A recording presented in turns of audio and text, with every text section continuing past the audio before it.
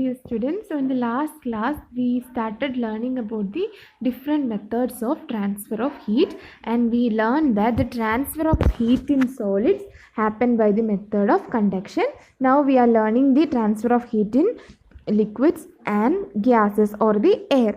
So we learned that in liquids the transfer of heat happens by convection. Now we are going to learn the same method of convection is how the heat is being transferred in air or the gas also. So we are going to learn about that and also learn about a natural phenomenon that is caused due to this method called heat transfer method called convection. So that is what you are going to learn in this class. As you all already know, our exams will start on August 20th and we will have to finish this chapter. We will finish this chapter today and I'll give you the notes along with this.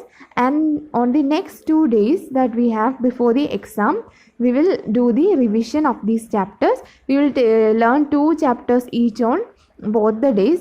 The first 2 chapters on the first class and the second and third and fourth chapter in the second class. And so before we do the revision, we will discuss all the points and we will discuss every important points and everything.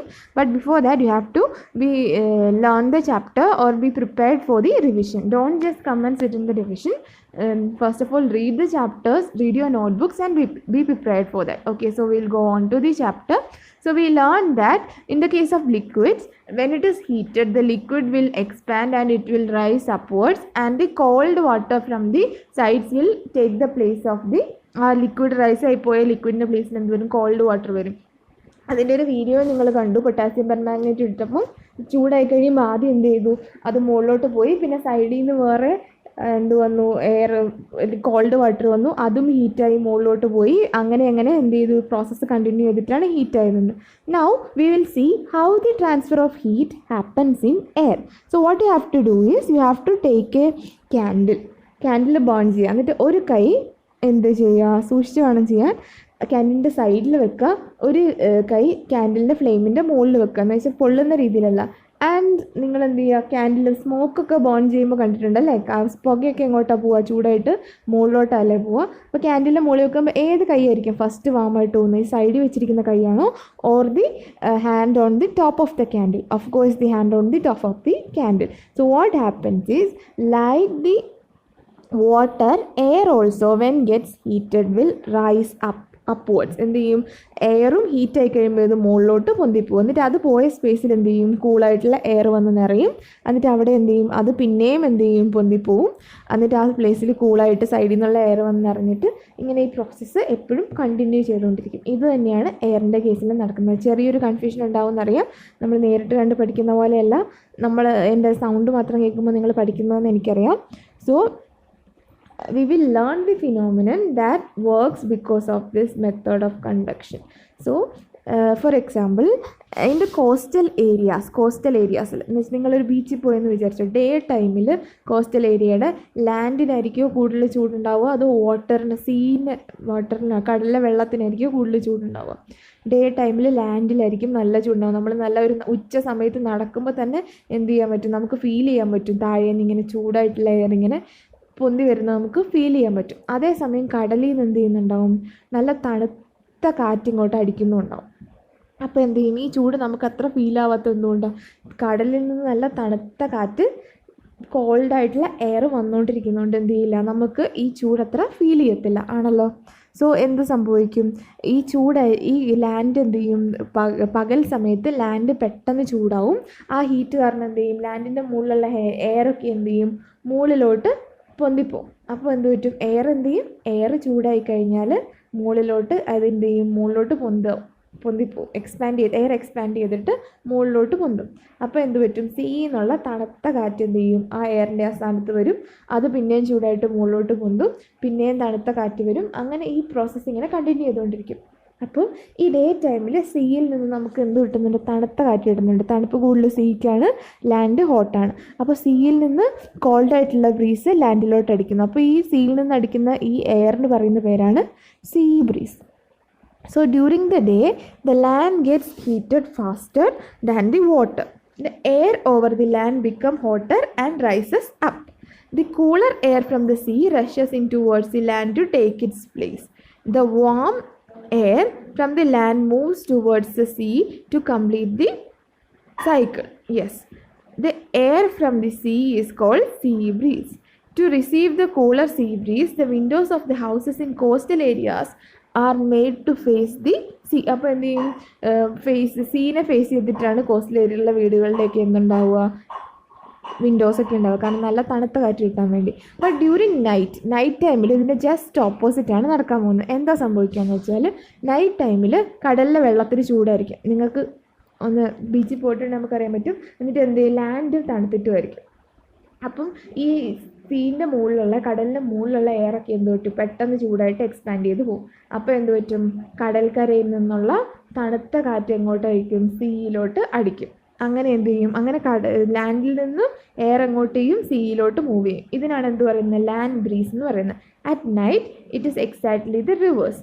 The water cools down more slowly than the land, so the cool air from the land moves towards the sea. This is called land breeze. So എന്ത് സംഭവിക്കും, നമുക്ക് എന്ത് പറ്റും, ഈ സൂര്യൻ വന്നു കഴിയുമ്പോൾ നമുക്ക് എന്ത് പറ്റും, നല്ല ചൂട് തോന്നും അല്ലേ. അപ്പോൾ എന്ത് പറ്റും, ഇറ്റ് ക്യാനോട്ട് റീച്ചസ്.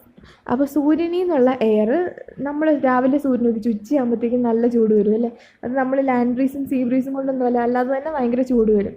അപ്പോൾ എന്ത് നമ്മൾ പഠിച്ചു, സോളിഡ്സിൽ ഹീറ്റ് ട്രാൻസ്ഫർ ചെയ്യുന്നത് കണ്ടക്ഷൻ, ലിക്വിഡ്സിലും എയറിലും ഹീറ്റ് ട്രാൻസ്ഫർ ചെയ്യുന്നത് കൺവെക്ഷൻ. പക്ഷെ നമുക്ക് സൂര്യനിൽ നിന്ന്, സണ്ണിൽ നിന്ന് ഡയറക്റ്റായിട്ട് ഹീറ്റ് കിട്ടുന്നുണ്ടല്ലേ. അപ്പോൾ ആ പ്രോസസ്സ് എന്തായിരിക്കും, സണ്ണിൽ നിന്ന്, സൂര്യൻ്റെ ചൂട് എന്താ, നല്ല ടെമ്പറേച്ചറുള്ള സംഭവമാണ് സൂര്യൻ നിന്നും. ഒരു ഫയർ ബോൾ പോലെ അത്രയും ഹീറ്റഡ് ആണ് എന്ത്, സൂര്യൻ ഫയർ ബോൾ തന്നെയാണ്. അപ്പോൾ എന്താണ്, അതിൽ നിന്നുമുള്ള ചൂട് നമുക്ക് നമ്മുടെ എർത്തിലോട്ട് കിട്ടുന്നുണ്ട്. അതെങ്ങനെയാണ് സംഭവിക്കുന്നത്, നമ്മൾ പഠിച്ചു. നമ്മൾ ഇത്രയും നേരം പഠിച്ച സംഭവം, ഒരു മീഡിയം ഉണ്ടായിരുന്നു. കണ്ടക്ഷൻ നടക്കാൻ വേണ്ടി സോളിഡ് മീഡിയം വേണം, കൺവെക്ഷൻ നടക്കാൻ വേണ്ടി ലിക്വിഡ് അല്ലെങ്കിൽ എയർ മീഡിയം വേണം. പക്ഷേ സൂര്യനിൽ നിന്നും നമ്മുടെ ഭൂമിയിലോട്ട് ചൂടെത്തുന്ന സമയത്ത് എല്ലാ സ്ഥലത്തും ഒന്നും മീഡിയം ഇല്ല, സ്പേസിലൊന്നും ഒന്നുമില്ല, വാക്യൂം മാത്രമേ ഉള്ളൂ. എയറും വാട്ടറും ഒന്നുമില്ല, വാക്യൂം മാത്രമേ ഉള്ളൂ. അപ്പോൾ ഒരു മീഡിയവും ഇല്ലാതെ എന്ത് സംഭവിക്കുന്നുണ്ട്, ഈ ഹീറ്റ് എന്ത് ചെയ്യുന്നുണ്ട്, താഴോട്ട് വരുന്നുണ്ട്. അപ്പോൾ ഈ പ്രോസസ്സ്, ഇതിൽ തന്നിരിക്കുന്ന ഈ പിക്ചേഴ്സ് നോക്കണം.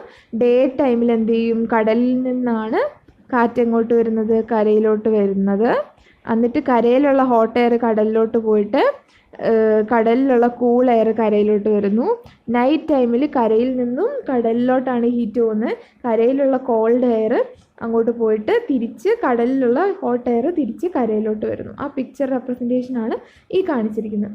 അപ്പോൾ എന്ത് സംഭവിക്കും, ഈ സ്പേസിൽ കൂടി സണ്ണിൽ നിന്നുള്ള ഹീറ്റ് വരുമ്പോൾ എർത്തിനും സണ്ണിനും ഇടയ്ക്ക് കുറേ സ്ഥലത്തൊന്നും എന്തില്ല, ഒരു മീഡിയവും ഇല്ല. അപ്പോൾ ഇങ്ങനെ ഒരു മീഡിയം ഇല്ലാതെ ഹീറ്റിൻ്റെ ട്രാൻസ്ഫർ നടക്കുന്നത്. From sun the heat comes to us through a process called radiation, and the transfer of heat by radiation does not require any medium. So conduction requires solid medium, convection requires water or air medium, and radiation, which is the next process of heat transfer where the heat from sun is reaching the earth, no medium is required. Adana this ray by radiation does not require any medium. It can take place whether the medium is present or not. നമ്മുടെ അറ്റ്മോസ്ഫിയറിൽ വന്ന air ഉണ്ടല്ലേ, അല്ലെങ്കിൽ medium ഉണ്ടെങ്കിലും ഇല്ലെങ്കിലും heat transfer നടക്കുന്ന പ്രോസസ്സാണ് എന്ത്, radiation.